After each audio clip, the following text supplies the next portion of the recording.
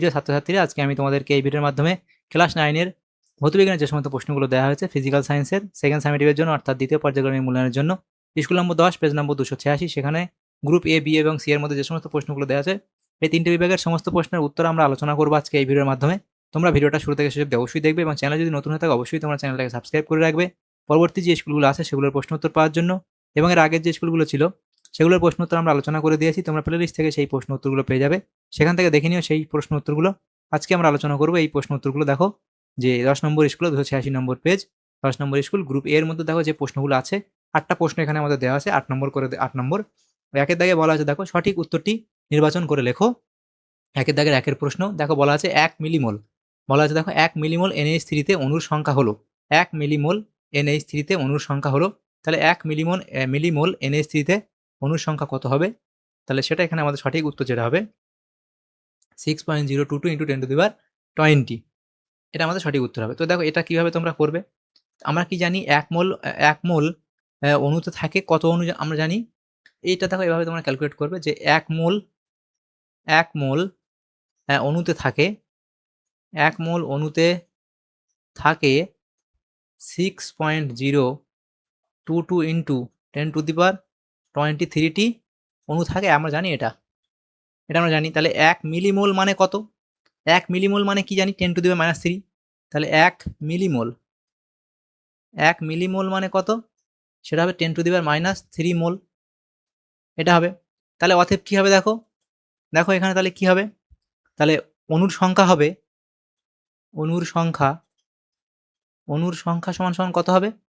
তাহলে সেটা হবে দেখো 6.022 × 10⁻23 তো আছেই, সেই সাথে গুণ করবো কত আমরা 10⁻³ তাহলে সেটা আমাদের করলে কত হবে, গুণ করলে 6.022 × 10⁻, এই যে 23 সেখান থেকে 3 বাদ যাবে, তাহলে এটা হবে কত 20, তাহলে এটা এতটি, তাহলে এতটি এটা হলো।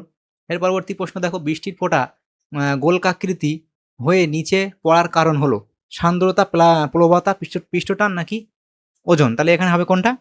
পৃষ্ঠটান। এর পরবর্তী প্রশ্ন সোডিয়াম ক্লোরাইডের সংকেত ওজন হলো সোডিয়াম ক্লোরাইডের সংকেত ওজন কত? 58.5, অপশন বি হবে সঠিক উত্তর। এর পরবর্তী প্রশ্ন কি, একটি শঙ্কুর উচ্চতা 10 সেন্টিমিটার, ভূমির ক্ষেত্রফল 10 সেন্টিমিটার স্কোয়ার, শঙ্কুটিতে জল ভর্তি করে টেবিলে রাখা হলো, টেবিলের ওপর জলের ঘাত হলো, তাহলে টেবিলের ওপর জলের ঘাত কত হবে?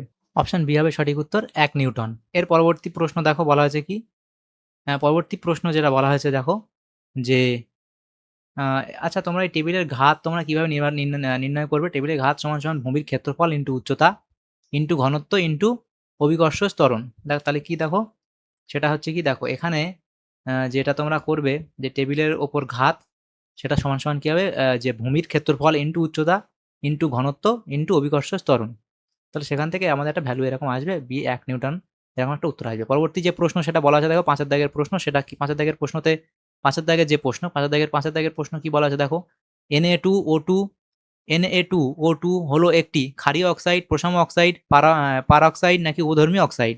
তাহলে এখানে আমাদের কি হবে, পারঅক্সাইড।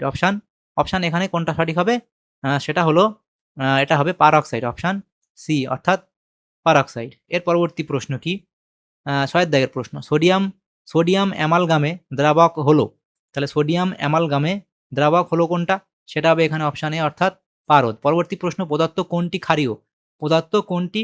ক্ষারীয়, সেটা এখানে হবে খাবার সোডার লবণ। 8 দাগের প্রশ্ন কি বলা আছে দেখো, কোনো বস্তুর ভরবেগ 10% বৃদ্ধি পেলে গতিশক্তি বৃদ্ধি পাবে, তাহলে সেটা হবে অপশন সি অর্থাৎ 21%। এর পরবর্তী যে প্রশ্নগুলো আছে দেখো বিভাগ খ, গ্রুপ বি এর মধ্যে যে সমস্ত প্রশ্নগুলো আছে দেখো 7টা প্রশ্ন। 2 এর দাগে বলা আছে কি, নিম্নলিখিত প্রশ্নগুলি অতি সংক্ষিপ্ত উত্তর দাও, বিকল্প প্রশ্নগুলি লক্ষণীয়। 2 এর দাগে একের প্রশ্ন বলা আছে গ্রাম আণবিক আয়তনের সংজ্ঞা দাও, তাহলে গ্রাম আণবিক আয়তনের সংজ্ঞা তোমরা লিখবে যে নির্দিষ্ট উষ্ণতা ও চাপে 1 গ্রাম অণু বা 1 মোল পরিমাণ যে কোনো গ্যাসীয় পদার্থের আয়তনকে ওই উষ্ণতা ও চাপে ওই গ্যাসটির গ্রাম আণবিক আয়তন বলা হয়। আমি আরেকবার বলে দিই, নির্দিষ্ট উষ্ণতা ও চাপে 1 গ্রাম অণু বা 1 মোল পরিমাণ যে কোনো গ্যাসীয় পদার্থের আয়তনকে ওই উষ্ণতা ও চাপে ওই গ্যাসটির গ্রাম আণবিক আয়তন বলা হয়। এর পরবর্তী প্রশ্ন দেখো 2 এর দাগের প্রশ্ন, 2 এর দাগের যে প্রশ্ন সেখানে কি বলা হয়েছে দেখো, 2 এর দাগের প্রশ্নতে কি বলা হয়েছে, একটি পূর্ণ স্থিতিস্থাপক বস্তুর স্থিতিস্থাপক গুণাঙ্কের মান কত? তাহলে সেটা এখানে হবে কি অসীম, সেটা হবে অসীম। এর পরবর্তী প্রশ্ন অথবা দিয়ে হুকের সূত্রের ধ্রুবকের নাম কি? হুকের সূত্রের ধ্রুবকের নাম কি? তাহলে সেটা হবে কি স্থিতিস্থাপক গুণাঙ্ক। স্থিতিস্থাপক গুণাঙ্ক, স্থিতিস্থাপক স্থিতিস্থাপক গুণাঙ্ক, স্থিতিস্থাপক গুণাঙ্ক। এর পরবর্তী প্রশ্ন আপেক্ষিক গুরুত্বের সংজ্ঞায় কাকে মানক হিসেবে ধরা হয়? আপেক্ষিক গুরুত্বের সংজ্ঞায় আচ্ছা আপেক্ষিক গুরুত্বের সংজ্ঞায় কাকে মানক হিসেবে ধরা হয়? তাহলে সেটা হবে কি 4 ডিগ্রি সেন্টিগ্রেড উষ্ণতায় বিশুদ্ধ জলকে মানক হিসেবে ধরা হয়। 4 ডিগ্রি সেন্টিগ্রেড উষ্ণতায় 4 ডিগ্রি সেন্টিগ্রেড আচ্ছা 4 ডিগ্রি সেন্টিগ্রেড উষ্ণতায় 4 ডিগ্রি সেন্টিগ্রেড উষ্ণতায় বিশুদ্ধ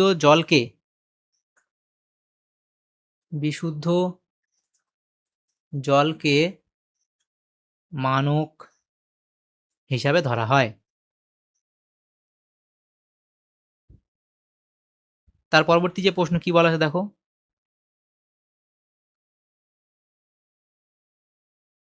একটি পাঁচতলা বাড়ির কোন তলায় কল থেকে সব থেকে ধীরে জল পড়ে? তাহলে সেটা হবে কোনটা? 4 তলায়। এর পরবর্তী প্রশ্ন কি?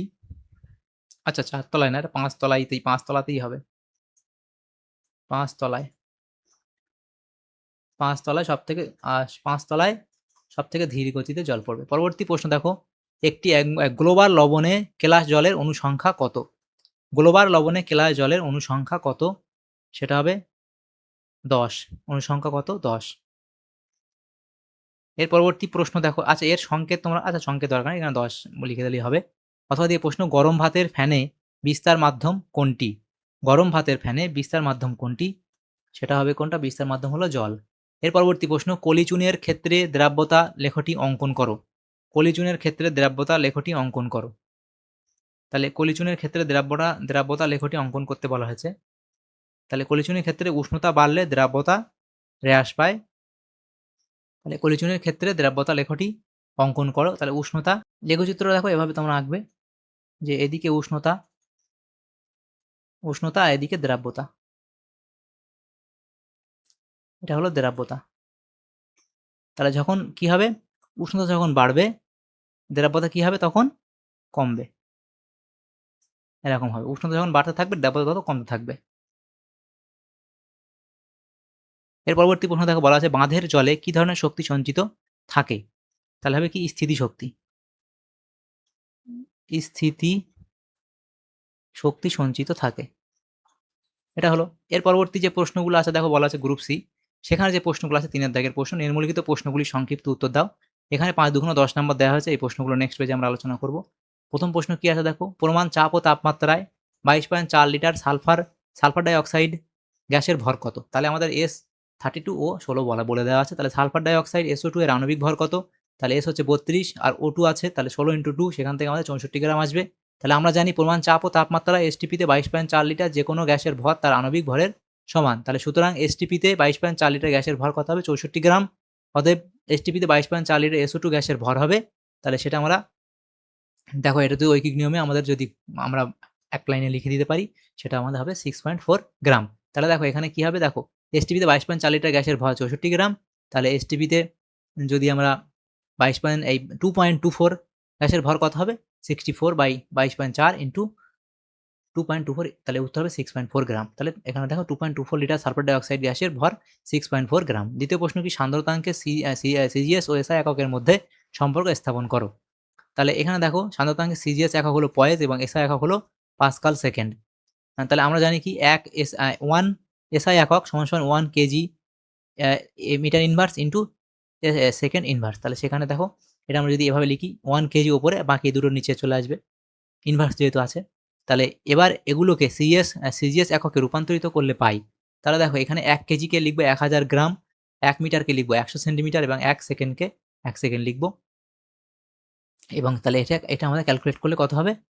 এটা আসবে, সেটা হচ্ছে 10 পয়েজ। তাহলে সম্পর্ক কি 1 পাস্কাল সেকেন্ড সমান 10 পয়েজ। এর পরবর্তী প্রশ্ন কি? অথবা দিয়ে প্রশ্ন ছিল দ্রুতগামী ট্রেনের কাছে দাঁড়িয়ে থাকা বিপজ্জনক ব্যাখ্যা করো, তাহলে সেটা সম্পর্কে এই অবধি লিখবে।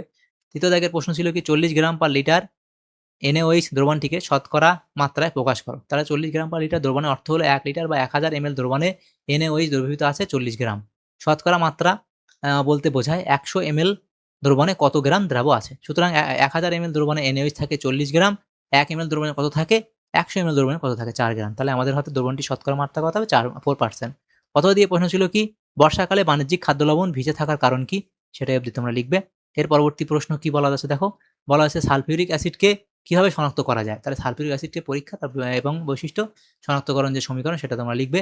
এর পরবর্তী প্রশ্ন সিজিএস পদ্ধতিতে ও এসআইতে ক্ষমতার অভিকর্ষীয় এককের মধ্যে সম্পর্কটি প্রতিষ্ঠা করো। তাহলে সমাধান আমরা কিভাবে করবো দেখো, সিজিএস পদ্ধতিতে ক্ষমতার অভিকর্ষীয় একক হলো gram centimetre per second, SI পদ্ধতিতে ক্ষমতার অভিকর্ষীয় একক হলো kilogram into metre per second. তাহলে আমরা জানি কি 1 কেজি মিটার পার সেকেন্ড, সেটা ক্ষেত্রে 1 kg into 1 metre per 1 second. তাহলে এবার দেখো এখানে তাহলে এই কেজিটাকে এখন আমরা গ্রামে নিয়ে যাব এবং মিটারটাকে সেন্টিমিটারে নিয়ে যাব। তাহলে সেটা আমরা দেখো এখানে গুণ করলে আমাদের কত হয়, তাহলে 10 to the power 5 gram centimetre per second. তাহলে সম্পর্ক 1 কেজি মিটার পার সেকেন্ড সমান 10 to the power 5 gram semi per second. এর পরবর্তী প্রশ্ন অথবা দিয়ে প্রশ্ন ছিল একটি বস্তুর ভর m এবং গতিশক্তি e প্রমাণ করো বস্তুটির ভরবেগ p সমান √2m × e। তাহলে প্রমাণ আমরা ধরি বস্তুটির বেগ v, সুতরাং বস্তুটির ভরবেগ p সমান mv। তাহলে পরের লাইনে আমরা কি লিখবো, v সমান তাহলে p/m লিখতে পারবো। এটা আমরা 1 নম্বর সমীকরণ লিখলাম। এটা আমাদের 1 নম্বর সমীকরণ, এটা আমরা 1 নম্বর সমীকরণ লিখে দিলাম। 1 নম্বর সমীকরণ লিখলাম। পরবর্তী প্রশ্ন আমরা জানি যে আমরা জানি বস্তুর গতিশক্তি e সমান ½ mv²। তাহলে এবার দেখো যেটা বলা আছে 1 নম্বর সমীকরণ থেকে v এর মান গতিশক্তির রাশিতে বসিয়ে পাই। তাহলে দেখো এখানে এই যে ছিল এই যে v সমান p/m, তাহলে সেটা e সমান 1/2m, সেটা আমরা v এর স্কয়ারের জায়গায় এই যে v স্কয়ারের জায়গা আছে, v এর জায়গায় আমরা লিখব p/m লিখে দেবো। তাহলে p/m তার স্কয়ার, তাহলে সেটা পরের লাইনে আমরা লিখি p²/m²। তাহলে এখানে m কাটলে একটা m পড়ে থাকে নিচে, তাহলে p²/2m হবে নিচে। তাহলে এদিকে যদি p² রেখে দেই তাহলে এদিকে কোনাকুনি গুণ হবে আমাদের, তাহলে 2m × e হবে। তাহলে p² সমান 2me, তারপরে p সমান রুটটা স্কয়ার তুলে দিলে এখানে আমার রুট চলে আসবে। তাহলে এটা আমার প্রমাণিত হয়ে গেল। তাহলে দেখো আমাদের এখানে যে প্রশ্নগুলো ছিল সেগুলো আমরা আলোচনা করলাম আজকে এই ভিডিওর মাধ্যমে। ক্লাস 9 এর ক্লাস 9 এর সেকেন্ড সামেটিভের জন্য যে প্রশ্নগুলো ছিল ভৌতবিজ্ঞানের, এটা হচ্ছে 10 নম্বর স্কুলে যে প্রশ্নগুলো ছিল গ্রুপ এ, বি এবং সি, সেই প্রশ্নগুলো আমরা আলোচনা করলাম আজকে এই ভিডিওর মাধ্যমে। এই 3টি বিভাগের সমস্ত প্রশ্নে আলোচনা করলাম প্রশ্ন উত্তরগুলো। তোমাদের যদি সামান্যতম উপকার এসে থাকে ভিডিওটা অবশ্যই লাইক করবে, বেশি বেশি করে বন্ধুদের সাথে শেয়ার করবে। আর পরবর্তী যে স্কুলগুলো আছে সেগুলোর প্রশ্ন উত্তর পাওয়ার জন্য অবশ্যই তোমরা আমাদের চ্যানেলটাকে সাবস্ক্রাইব করে রাখবে। Thank you, thanks for watching.